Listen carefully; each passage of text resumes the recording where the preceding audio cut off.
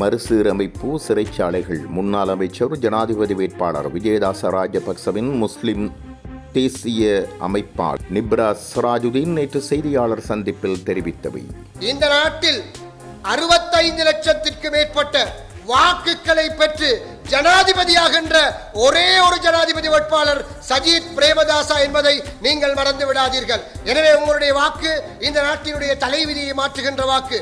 எனவே உங்களுடைய பொன்னான வாக்குகளை மகத்தான தினத்தில் சென்று உங்களுடைய வாக்குகளை சஜித் பிரேமதாஸ் அவர்களுக்கு அளிக்க வேண்டும் என்று மீண்டும் கேட்டுக்கொண்டு இந்த வெற்றியின் பின் எதிர்கால ஜனாதிபதி அவர்களுக்கு முன்கூட்டி எனது வாழ்த்துக்களையும் நன்றிகளையும் தெரிவித்துக் கொள்கின்றேன். எனவே முஸ்லிம் சமூகம் சஜித் பிரேமதாஸ் அவர்களுக்கு வாக்களிப்பார்கள் என்று நம்புகின்றோம். நிச்சயமாக வாக்களிப்பார்கள்.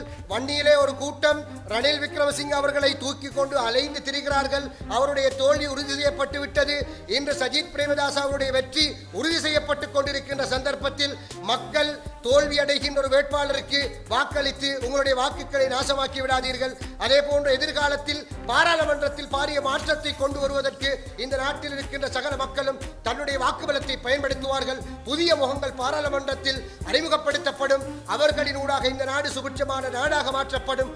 அதேவேளை வடமாகாணத்தில் வாழ்கின்ற சிறுபான்மை சமூகம் நிச்சயமாக சஜித் பிரேமதாஸ் அவர்களுக்கு அதிகூடிய வாக்குகளை வழங்குவார்கள் என்று நம்புகின்றோம். தோல்வி வேட்பாளர் ரணில் விக்ரமசிங்க அவர்களுக்கோ தோல்வி வேட்பாளர் அனுரகுமார திசாநாயக் அவர்களுக்கோ உங்களுடைய மகத்தான வாக்குகளை வழங்கி அவர்களுக்கு உங்களுடைய தோல்வியை உறுதி செய்து விடாதீர்கள். சஜித் பிரேமதாஸ் அவர்களுக்கு உங்களுடைய மகத்தான வாக்குகளை வழங்குங்கள்.